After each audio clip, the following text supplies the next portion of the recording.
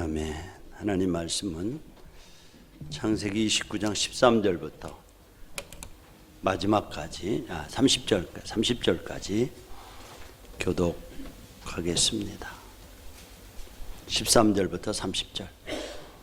라반이 그의 생질 야곱의 소식을 듣고 달려와서 그를 영접하여 안고 입맞추며 자기 집으로 인도하여 드리니 야곱이 자기의 모든 일을 라반에게 말하매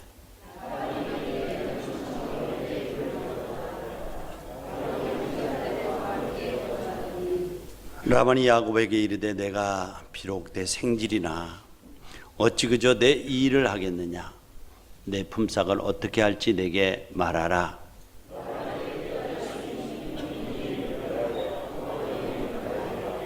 레아는 시력이 약하고 라헬은 곱고 아리따우니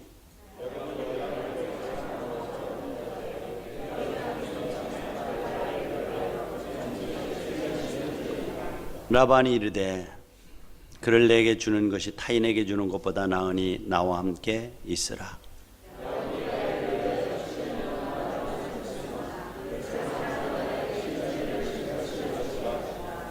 야곱이 라반에게 이르되 내 기한이 찼으니 내 아내를 내게 주소서. 내가 그에게 들어가겠나이다.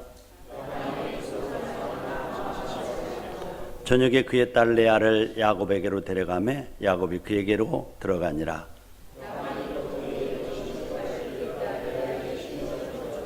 야곱이 아침에 보니 레아라. 라반에게 이르되 외삼촌이 어찌하여 내게 이같이 행하셨나이까? 내가 라헬을 위하여 외삼촌을 섬기지 아니하였나이까? 외삼촌이 나를 속이시면 어찌 됨이니까?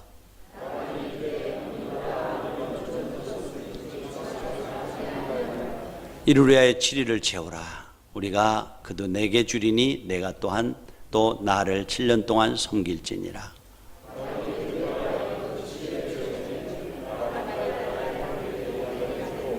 라반이 또 그의 여종 비라를 그의 딸 라헬에게 주어 시녀가 되게 하며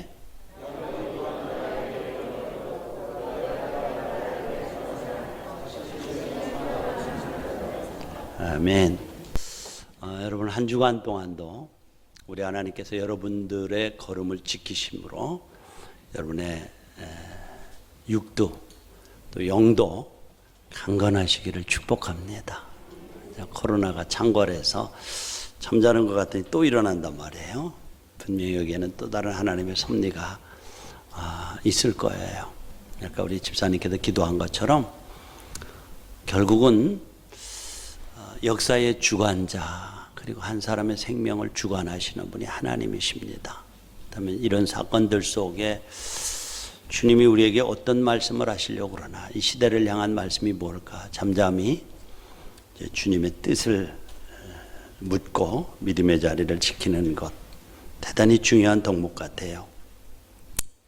우리 28장에서 보면은 야곱이 형과 아버지 이삭을 속여가지고 장자권을 빼앗잖아요.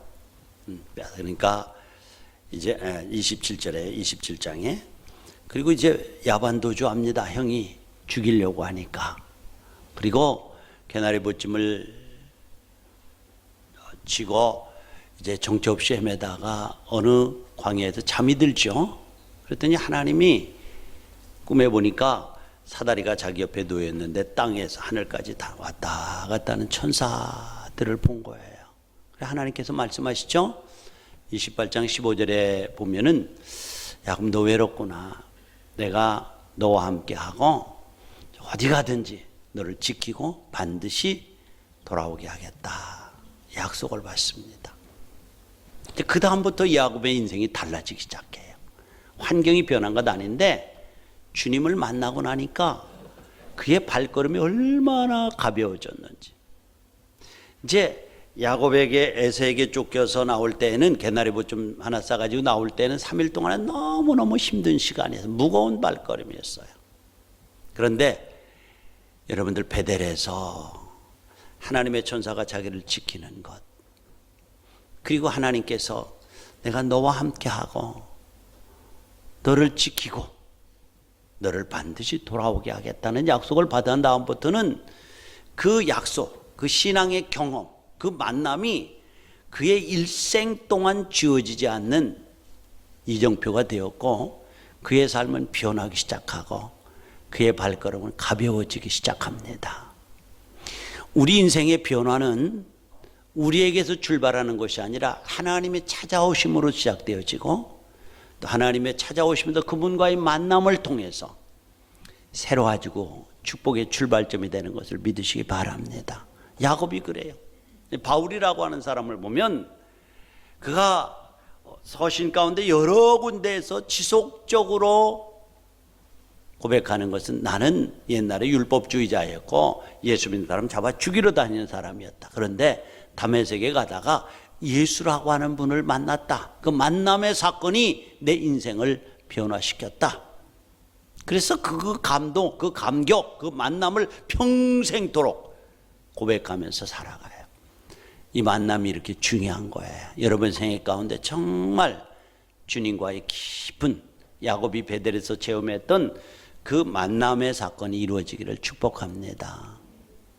얼마 전에 서울을 지나다가 보니까 마침 우리 동생이 집안 동생이 운영하는 그 안과가 보여요. 그래서 이제 제가 거기를 말없이 들어갔죠. 가서 접수하고 말없이 기다리고 있으니까 손님들이 가고 내 차례가 되니까 깜짝 놀래. 아이고 형님 전화나 하고 오시지 어쩐 일이냐고 하면서 너무너무 반가워해요. 병원 여기저기에 성경 기절이 다 붙어 있더라고요.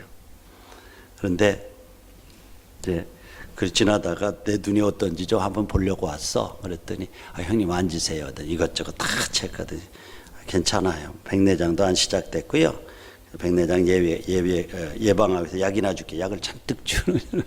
그리고 정확하게 좀 눈을 맞춰서 안경을 만들어 드릴게요 하더니 이제 안경 2개를 또 만들어 주는 거예요. 좋은 거로. 그래서 제가 이제 왔는데 이 얘기를 하려고 하는 것이 아니라 그래요. 그러니까 근데 형님 정말 어렵고 힘들 때 나의 삶의 활력소가 되는 것, 다시 일어나게 해주는 것은 형님하고 같이 이쪽 어디예요? 도봉산 근처에 있는 거기로 다니면서 기도했고 거기서 정말 밤새도록 달밤에 앉아서 기도하면서 주님과 깊은 교제를 나눴던 삼각산에 가서 나눴던 그 기억들이 그 만남이 그 감격이요 새록새록 살아나요. 그래서 좀 느슨해지려고 할 때는 그 만남의 감격 주님과 교제하던 교제의 그 만남이 참 잠자는 영혼을 깨워줘요. 그러더라고요. 이 만남의 사건이 이렇게 중요한 거예요. 야곱에게 있어서 이 만남은요 주님을 찾아오신. 그래서 귀로만 듣던 하나님이 이제 베델에서 그 꿈속에서 만나 주셨던 그 하나님 이거 체험적인 하나님, 만남의 사건을 통한 하나님, 이것은 야곱의 생애에 일평생을 두고 영향력을 미치는데요 흔들림 없이 그의 인생길을 갈 수 있었던 그 힘이 바로 이 만남의 사건에 있었습니다. 여러분에게 이 만남이 있기를 축원합니다. 축원합니다. 자, 이 만남이 있고 난 후에 이제 3일을 주행한 베델에서 이제 하란까지 가려면 약 800km가 된대요. 800km는 부산 왔다 갔다 하나요? 여하튼지 간에 그렇게 거리가 되는데 거기를 가는데 보통 하루에 사람이 20 내지 25km를 걷는데요. 그러면 한 달 동안 넘게 걸리는 길이래요. 갔다 오는 길이. 그런데 성경에 보면 그 3일간 야반도주에서 쫓기던 3일간은 너무너무 무거운 발걸음이었는데 베델에서 하나님을 만난 후의 발걸음은 너무너무 가볍고 흥분되는 발걸음이었다. 그 광야 길을 걸어가면서 무엇으로 하냐면은 1절에 보면요. 29장 1절에 보면은 야곱이 길을 떠나, 이 길을 떠나라고 하는 원어에 보면은 자기 발을 높이 들다라고 하는 말이래요. 이 말은 다른 말로 의역을 하면은 날아갈 것 같이 가벼운 발걸음으로 갔다는 뜻이래요. 발을 들으라고 하는. 그러니까 주님을 만나고 주님을 경험한 다음에 주님으로부터 약속을 하나님으로부터 받은 다음에 그의 발걸음은 정말 날아갈 것 같은 소망에 차고 기대에 차고 희망에 찬 발걸음을 하고 지금 하란을 향해서 가는 거예요. 주님 만난 발걸음이 이와 같은. 여러분 수가성의 여인 보죠? 그 창피해가지고 시집을 5번이나 갔는데, 그래서 사람들의 보는 눈이 무서워서, 대낮에는 중동 지역에는 일하지 않잖아요. 잠자느라고. 너무 뜨거워서 사람의 눈을 피해서 대낮에 물을 길러 왔잖아요. 주님이 찾아가셔서 만나 주셨어요. 그 만남을 통해서 인생의 모든 문제가 해결됐어요. 그리고 그가 물동이를 버려두고 동네에 가서 외칩니다. 피해 다니는 사람들이 동네 속으로 들어가서 내가 만난 이분이 그리스도다, 구세주다라고 외치면서 당신들도 만나보라고 외치잖아요. 여러분, 정말 주님과의 인격적인 만남은 삶을 이렇게 가볍게 하고 무거운 발걸음을 가볍게 날아갈 듯이 만들어가는 힘이 주님과의 만남 가운데 있는 줄로 믿습니다. 그래서 결코 쉬운 길이 아니죠. 광야길이죠. 교통수단도 없죠. 나침반도 없죠. 빈손도 아니라 가볍지만 괴나리 보침이 정말 쉬운 길이 아닐 거예요. 그런데 야곱은 가벼운 발걸음을 옮길 수 있었던 것은 내가 너와 함께하고 너를 지키고 너와 동행하고 반드시 돌아오게 하겠다는 이 만남과 이 약속의 사건을 통해서 그의 전 인생이 가벼운 발걸음을 옮길 수가 있었습니다. 자, 그런데 이제 이렇게 여행을 하죠. 하란을 향해서 어느 동안 이제 끝나갈 무렵에 이제 하나님께서 그에게 만남의 기적을 행하시는 거예요. 이제 길을 가다가 뭐 이쯤은 하란 지역 아닌가? 거의 가까이 온 것 아닌가? 뭐 아무것도 모르기 때문에 거의 가까이 온 것 같은데 일단의 목자를 만나죠. 야곱이 묻죠.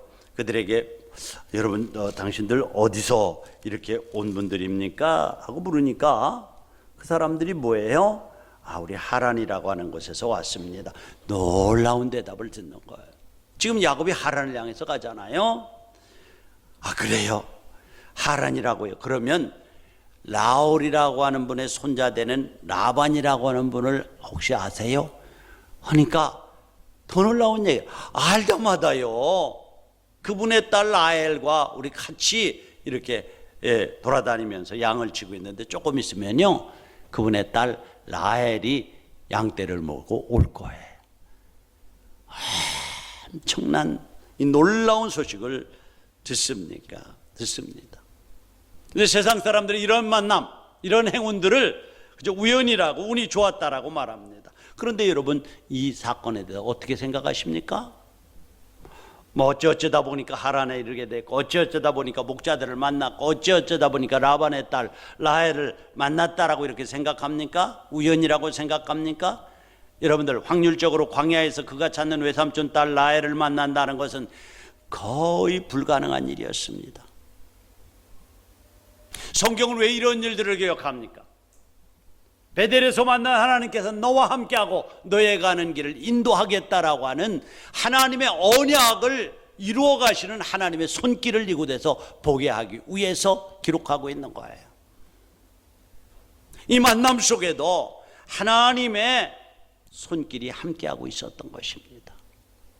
야곱아, 내가 어디로 가든지 내가 함께하고 인도할 거야. 약속하셨던 그 하나님의 약속이 지금 그 약속을 지키면서 이 우연 같은 만남 속에 하나님의 보이지 않는 손길이 간섭하고 있습니다. 그래서 가야 될 곳, 만나야 될 우물가로 가게 하고 꼭 만나야 될 라헬도 만나게 하시고 이렇게 우연처럼 보이는 사건 속에 하나님의 보이지 않는 손길이 야곱의 길을 인도하고 계셨던 거예요. 날마다 여러분들 그 하나님, 야곱을 인도하셨던 그 하나님의 손길이 매일의 삶 속에서 여러분의 생을 인도하시기를 축복합니다. 하나님은 언약을 성취하시는 분이세요. 오늘 또 하나님을 경외하는 여러분의 삶 속에서 인도하시는 하나님이세요. 자, 그런데요, 하란까지 와서 외삼촌 라반을 만날 때까지는 하나님이 얼마나 순적하게 인도하고 평탄하게 인도하셨는지 몰라요. 그런데 이제 15절 이하에 보면은 하란까지 도착한 야곱을 이제 훈련시키기 시작합니다. 연단하시기 시작합니다. 왜요? 이제부터는 하나님께서 약속하신 약속을 야곱이라는 그릇 속에 담아도 새지 않고 오랫도록 간직하다가 후손에게 물려줄 수 있는 축복의 그릇이 되게 하기 위해서 야곱의 인격을, 그릇을 다듬기 시작합니다. 여러분, 항상 제가 말씀을 드리는 대로 하나님은 축복하시기 전에 먼저 다루시는 것이 있다라고 그랬죠. 그것은 그릇이라고 말씀을 드렸습니다. 여러분 보세요. 세상 사람들이나 주위 사람들에게 그릇이 준비되지 않았는데 어느 날 아버지 어머니로부터 큰 유산을 받았어요. 감당하지 못해서 복권을 갑작스럽게 탄 사람 중에 4년을 넘긴 사람이 없대요. 그것 때문에 마약하고 폐인되고 이혼하고 80% 이상이 그 돈을, 복권을 간직하지 못해서 그냥 폐인이 되고 80% 이상, 통계가 그렇게 나왔어요. 왜 그래요? 그릇이 준비되지 않으면요, 아무리 좋은 축복을 쏟아부어도 간직하지 못하기 때문에 그것이 복이 되는 것이 아니라 오히려 화가 된단 말이에요. 그래, 하나님은 우리를 축복하시기 전에 먼저 그것을 담을 그릇을 만지신다니까요. 그래서 성경에 보면 디모데후서 2장 20절로 21절에 보면은 이렇게, 우리 다 같이 한번 읽어볼까요? 시작. 큰 집에는 금그릇과 은그릇뿐 아니라 나무그릇과 질그릇도 있어 귀하게 쓰는 것도 있고 천하게 쓰는 것도 있나니, 그러므로 누구든지 이런 것에서 자기를 깨끗하게 하면 귀히 쓰는 그릇이 되어 거룩하고 주인의 쓰심에 합당하며 모든 선한 일에 준비함이 되리라. 하나님의 쓰심의 조건, 하나님이 그 드실 아름다운 음식을 담는 그릇을 사용하시는 순서가 뭐예요? 깨끗이, 이것들로부터 자기를 지켜 깨끗. 그러니까 늘 말하지만은 하나님은 세상에서 말하는 세상의 가치, 소위 그릇이라고 하는 자체가 가지고 있는 그 가치 가지고는 쓰지 않는다니까요. 그 사람 많이 배웠어, 그 사람 교양이 있어, 그 사람 미인이야, 뭐 이런 것 가지고 하나님이 쓰질 않는다니까요. 그런 조건이 아니래요. 그것이 금그릇이냐 은그릇이냐 나무그릇이냐 질그릇이냐 이것 아니고요. 그것들이 이런 것들로부터 깨끗이 준비되어져서 음식을 담아도 버리지 않고 그 음식을 음식되게 할 수 있는 그릇인가를 먼저 물으신대요. 그래서 여러분들 아무리 보세요. 깨끗하지 않으면 음식도 버리고 그릇도 버리는 거예요. 그릇이 상하고 더러운데도 음식을 담으면 구멍 뚫린 전대처럼 새나가고 마침내 하나님이 불어버리신대요. 그러므로 축복받기를 기도하는 여러분, 여러분들이 먼저 가져야 될 우선순위가 뭐죠? 그릇의 문제입니다. 이런 것들로부터 자기를 지켜 깨끗이 한 그릇. 그러나 내가 못 배웠어도 질그릇이라도, 내가 가진 것이 없어도 나무 그릇이라도, 이것들로부터 깨끗이 한 그릇을 주님이 귀하게 여기시고 쓴대요. 그러니까 보면은 세상적인 조건이 탁월해서 쓴 것 별로 없어요. 미국의 대통령들도 보면 그렇게 학력이 좋은 사람이 없대요. 고린도전서에도 보면 하나님께 너희를 택하심을 보라고, 가문에 그렇게 좋은 사람이 없다는 거예요. 지혜 있는 자가 그렇게 많지 않다는 거예요. 그러니까 분명히 기억합시다. 하나님은요, 우리의 외적인 조건 가지고 쓰시는 하나님 아니에요. 그릇을 먼저 보시는 거예요. 그릇을 먼저 다루셔요. 그러니까 어떻게 훈련시킵니까? 하나님께서 야곱의 생애 속에서 맛을 내기 위해서 그 인생 속에 개입하시고 다루십니다. 훈련장이 어디예요? 라반의 목장이에요. 목장, 양치는 목장. 조련사가 누구예요?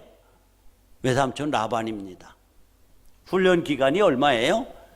20년이에요. 20년. 엄청난 기간 동안 지금 훈련을 시키는 거예요. 여러분들, 조련사로 선택받은 라반이 어떤 사람이에요? 외삼촌이지만은 사기꾼 야곱보다 10배는 더 상위에 있는 사기꾼입니다. 이 사기꾼을 큰 사기꾼으로 지금 다루시는 거예요. 야곱은 나올 때 경쟁적이고 잔머리 굴려서 아버지 형 속여가지고 장자의 명분을 차지했지만은 야곱은 나올 때에 형 발목을 잡고 나왔는데, 라반은 누구예요?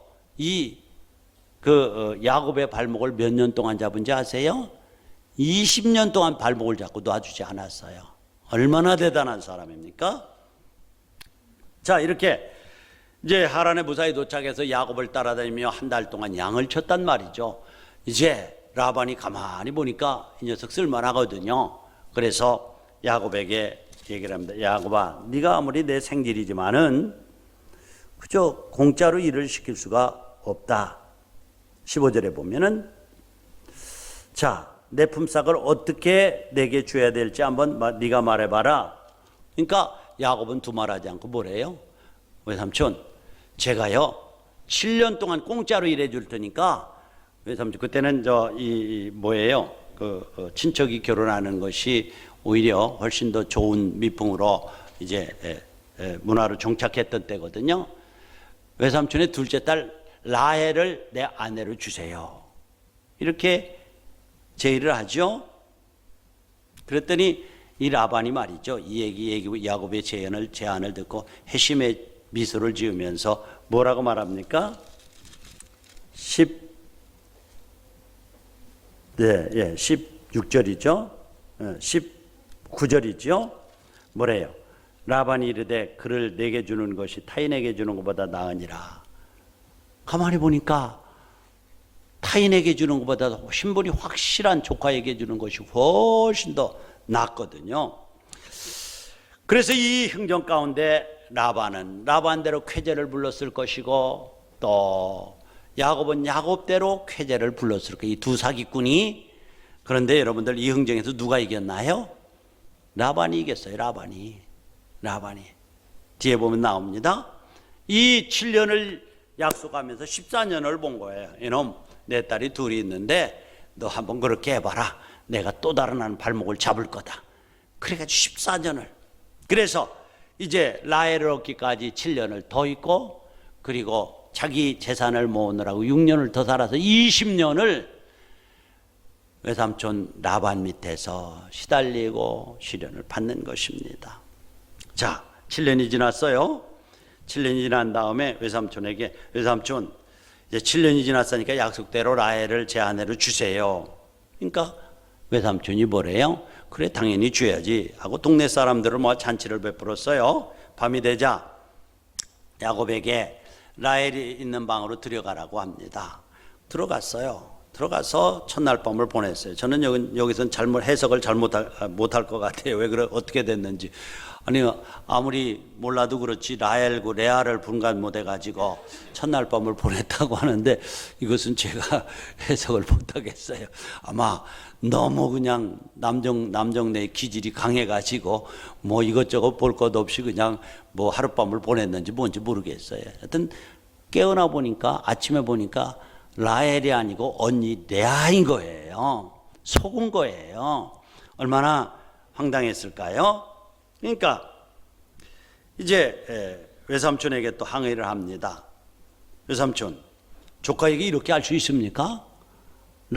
동생 라헬을 죽였는데 레아를 줬네요 하면서 좀 퉁명스럽게 얘기를 하니까 뭐래, 그래, 내 마음은 이해가 된다. 하지만 너도 알다시피 이 지방 전통은 언니보다 동생이 먼저 시집가는 법이 없어. 그러니까 먼저 언니를 주었으니까 그렇게 알고 7일 동안만 더 기다려. 그러면 라헬을 줄 테니까 7일 동안 마음에 굳게 다짐할 것은 7년을 라헬을 얻기 위해서 더 산다고 하는 서약서를 써와. 그 7일 동안 곰곰이 생각하니까 라헬 포기 못해요. 그래서 아마 허락을 했죠. 잠잠하게 허락을 하고 7년을 더 산 거예요. 아마 외삼촌 라반이 얼마나 회심의 미소를 지었을까요? 그래, 이놈아, 내가 머리가 좋은 것 같아도 외삼촌은 못 당할 거야. 그러면서 20년을 발목을 잡힌 생애를 살았다니까요. 이 왕 사기꾼 외삼촌 밑에서 수모와 좌절을 맛보면서 소가리를 얼마나 했는지 창세기 31장 7절에 보면 가품을 뭐라고 하시냐면, 그대의 아버지가 말이지 나를 속여가지고 10번이나 속여서 약속을 번역했다는 거예요. 놀랍죠? 약속을 해서 이렇게 하자라고 하면서 자기가 불리하게 되면 아니야, 이거 그때 약속이 잘못됐으니까 다시 해야 돼 하면서 계약을 10번이나 반복했다는 거예요. 얼마나 화났을까요? 야곱이 얼마나 속앓이를 했을까요? 10번이나. 그러니까 계속해서 이 얘기를 하는 것을 보면은 뒤에도 41장에도 41절에도 나오는 거 보면 아마 이 삶의 응어리가 엄청났던 것 같아요. 이 사기꾼 외삼촌이 그 계약을 이렇게 하면 끝까지 지키지 않고 자기에게 불리하면 뒤집고 하기를 10번이나 했다는 거예요. 외삼촌에게도 뭐 얘기를 못해요. 칼자루를 외삼촌이 쥐고 있기 때문에 자기는 을이고 외삼촌이 갑이에요. 그래서 자기 부인들에게만 얘기를 하는 거예요. 하나님께서 왜 이렇게 긴 시간 동안 왜 이렇게 왕 사기꾼 라반에게 붙여서 훈련시키는 겁니까? 그것은요, 자기가 심은 것을 좀 거두게 하고요, 역지사시하면서 좀 속임을 당하는 사람이 입장이 어떤가를 보게 하기 위해서 그런, 변하려면 그거를 거쳐야 돼요. 갈라디아서 6장 7절에 보면 이렇게 말씀해요. 스스로 속이지 말라. 다 같이 한번 읽어요. 시작. 스스로 속이지 말라. 하나님은 업신여김을 받지 아니하시나니 사람이 무엇으로 심든지 그대로 그가 심은 것을 거두게 하는 거예요. 아마 여러분들 그 아픔을 통해서 내 이 분노, 이 아픔이 내가 형을 속였을 때, 그리고 아버지를 속이면서 장자권을 빼앗아 왔는데 우리 형의 마음이, 나를 죽이려고 하던 형의 마음이 아마 이 마음이었겠다. 그리고 형이 나를 죽이려고 한 것도 이렇게 이해가 된다. 이렇게. 그래서 그가 28절에 보면 그냥 순순하게 7년을 더 살겠다고 한 것을 보면은, 그래, 내가 형을 속였으니까 외삼촌한테 이렇게 사기를 당해도 싸 하면서 받아들인 것 같아요. 여러분 어떻습니까? 이런 세월이 우연이라고 보십니까? 아니에요. 하나님이 개입하신 거예요. 여기서 배우는 영적 진리가 뭐예요? 하나님은요, 그가 택한 백성이 모자라고 모나고 사기성이 있다고 해서 폐기 처분하고 버리시는 하나님은 아니라는 거예요. 분명히 기억하십시오. 여기에 우리의 소망이 있어요. 이 야곱이 나이기 때문에 그런 거예요. 여러분들이기 때문에 만일 모나고 사기성이 있고 아름답지 못한 인격을 가지고 있다고 버리신다고 하면 여러분 천국 갈 자격은 여기 한 사람도 없습니다. 그러나 폐기 처분하지 않고 고쳐 쓰시는 하나님이세요. 지천해서 사용하는 하나님이세요. 그런데 여러분들, 우리의 자아가 너무 강하면 훈련 기간은 길어지는 거예요. 자, 어떤 것을 고쳐 쓰시나요? 야곱의 약점이 뭐죠? 첫째로 잔머리를 굴리면서 남을 잘 속인다는 거예요. 자기의 이익을 위해서는 무엇이든지 할 수 있는 인물이에요. 그런데 하나님은 야곱보다도 훨씬 더 그런데 밝은 라반이라는 외삼촌을 붙여가지고 계속 당하게 하는 거예요. 칼자루를 누구에게? 라반에게. 그러니까 여러분들, 이 사기꾼 야곱이 더 큰 사기꾼 라반에게 계속 사기를 당하는 거예요. 얼마나 아팠던지 거기 보면 내 품값을 10번이나 뒤집었다. 나고 약속한 거 10번이나 너희 아버지가 뒤집었다. 직접 못하고 자기 부인들에게만 얘기하잖아요. 여러분들, 원통했던 것 같아요. 20년이나 발목을 잡히고 살잖아요. 그래서 라반을 통해서 자기의 모습을 보게 하는 거예요. 역지사지하게 하는 거예요. 내가 이렇게 속이면서 살아왔지. 속임을 당하는 사람의 아픔이 얼마나 아팠을까, 고통스러웠을까. 자기 모습을 보기 시작하는 거예요. 그런데 여러분, 사람의 변화는 여기서부터 시작되는 거예요. He came back to himself. 그가 자신을 보기 시작할 때 변화가 진실한 자기인식으로부터 시작되는 거예요. 여러분들, 아기를 낳고 키워봐야 엄마의 마음을 알잖아요. 마찬가지예요. 자기가 사기를 당해보니까 왜 이렇게 20년 동안 사기를 당해야 되나요? 여러분들, 사람의 인격과 성품과 기질은요, 정말 잘 안 변해요. 너무너무 안 변해요. 그래서 하나님께서 그래서 주님을 인격적으로 만나고 맺고 해야 조금씩 다듬어지기 시작해요. 여러분들, 저와 여러분들이 예수 믿고 구원받기 전에는 별 맛이 없는 존재들이었습니다. 그러나 하나님께서는 저와 여러분들을 이런 존재로 남기를 원치 않으시고 감칠만 하는 존재가 되게 하고 하나님의 축복을 담아서 보존할 뿐만 아니라 그 축복을 흘러보내는 통로로 삼기를 원하십니다. 그래서 하나님이 씻고 때로는 동태를 때려서 만나게 하듯이 감칠맛 나게 하고 또는 가마솥에 끓여서 만나게 하는 것 같아요. 고구마 줄기를 넣고 어떤 분들은 푹 익어서 제법 부드러운 맛을 내기도 하지만 어떤 분들은 아직 익지 않아서 익은 넣은 지 얼마 안 돼서 아직도 그 질긴 맛 그대로인 분들도 계실 겁니다. 여러분, 잘 끓여진 그 여러분들을 통해서 예수의 향기를 풍기는 사람은 감사하십시오. 그러나 더 끓여져야 하는 분들은 가마솥의 뜨거움을 마대하지 마시고 오히려 뜨거운 곳에 감사하면서 하나님의 여러분들을 다루시는 그 가마솥에 여러분들을 맡기시기를 바랍니다. 죽이지는 않습니다. 하나님께서 나를 연단하시는 정금과 같이 나오게 할 거예요. 하나님께서 다뤄가시는 방법도 이와 같은 것이에요.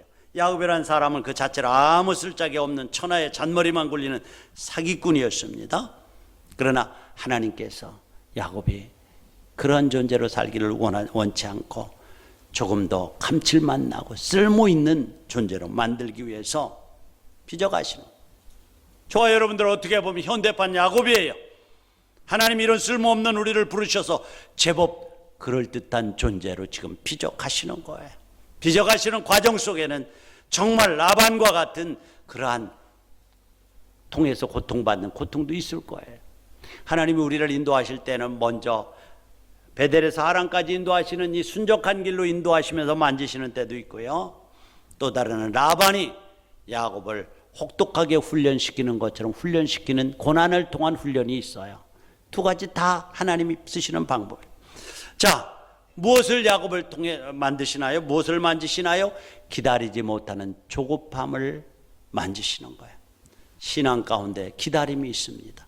우리가 잠잠히 주님 바라보면서 기다리는 기다림의 시간은 오히려 분주하게 일하는 시간보다도 훨씬 더 중요한 때가 있습니다. 성경은 그래서 민수기서에 보면 발광하는, 출애굽기서에 보면은 이제 애굽이 쫓아오는 군대들 때문에 발광하고 원망하는 그들을 향해서 모세가 뭐예요? 여러분들 조용히 하십시오. 잠잠히 하십시오. 잠잠히 주님 바라보십시다. 그러면 하나님이 일하실 것입니다. 그러면 여러분 뒤를 쫓는 애굽 백성은 더 이상 보지 않게 될 것입니다. 신앙생활 가운데 얼마나 중요한 교훈인지 모릅니다.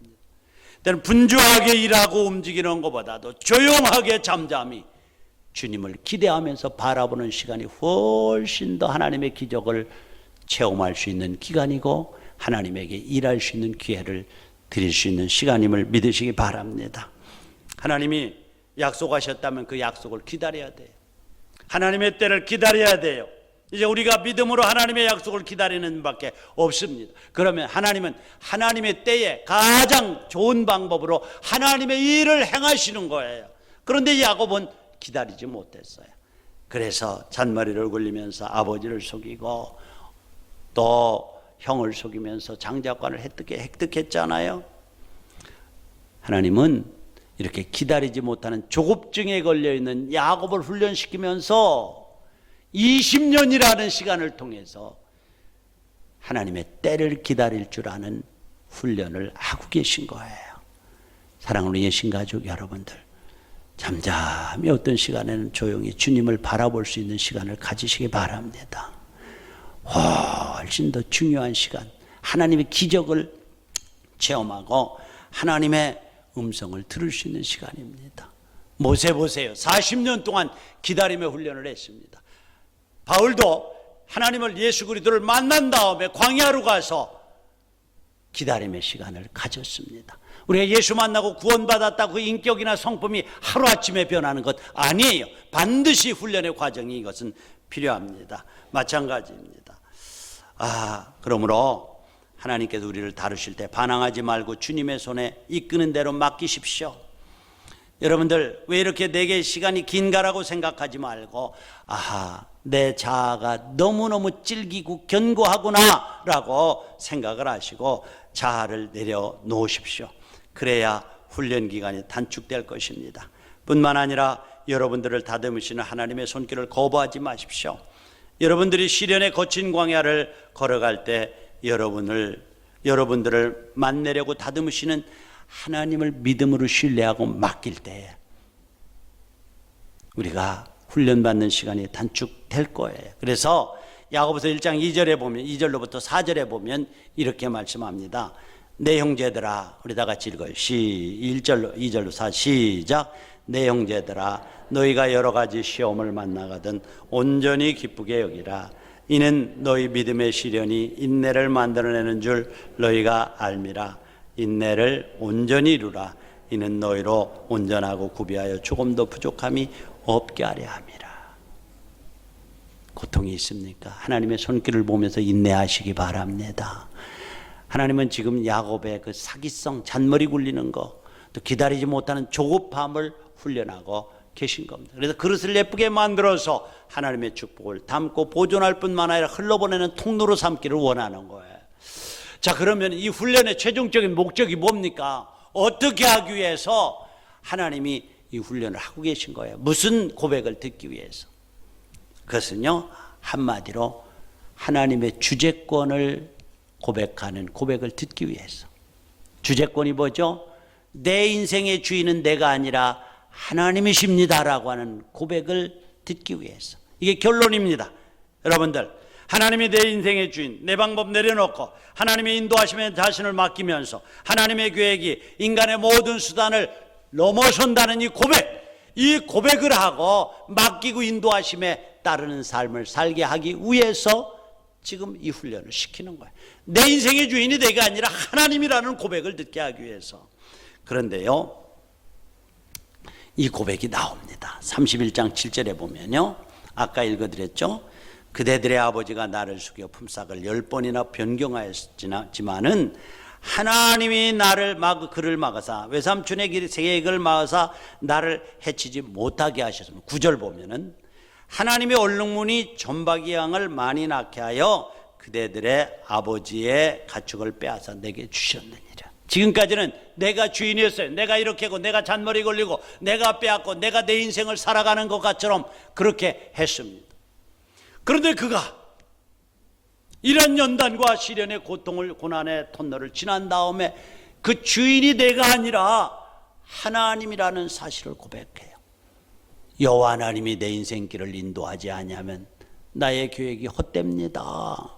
그래서 하나님이 그대들의 아버지인 외삼촌 라반이 품삯을 10번이나 뒤집어 엎고 계약을 엎으면서 나를 해하려고 하고 내 것을 빼앗으려고 했지만 하나님이 그의 길을 막았다는 거예요. 주인이 누구예요? 하나님이에요. 그리고 또 다른 계획이 뭐예요? 자, 이제 6년 동안 내 재산을 모으는데 이제 점박이나 얼룩무늬가 나오면 내게 줄 거야. 그 당시 확률로 봐서는 열에 하나도 점박이가 나오지 않고 얼룩무늬가 나오질 않아요. 도저히 말이 안 되는 계약을 하는 거예요. 그래도 이때부터는 야곱이 이 고백을 가지고 있기 때문에 그 계획을 그래요. 삼촌이 그러시다면요, 점박이 얼룩무늬 나는 것은 내가 내 세경으로 내 월급으로 받을게요. 그런데 더 확률적으로 도저히 불가능한 거예요. 그런데 하나님이 내 인생됨을 고백하고 맡기고 나아갈 때에 하나님께서 그 다음부터는 낳는 것들마다 점박이 얼룩무늬가 나오는 거예요. 야곱의 재산이 많아지는 거예요. 그래서 고백하기를 9절에 보면 하나님의 얼룩무늬 점박이 양을 많이 낳게 해서 그대들의 아버지의 가축을 빼앗아 내게 주셨느니라. 그래서 이 연단의 과정을 통과한 야곱의 고백은 내 인생의 주인은 내가 아니고 하나님이십니다.